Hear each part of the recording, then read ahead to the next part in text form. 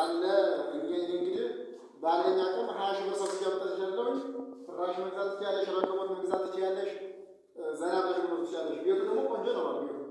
የቤት ኪራይ ስንት ነው የምትከፍይው በዚህ? 4000 ብር። 4000 ብር እና ለዛም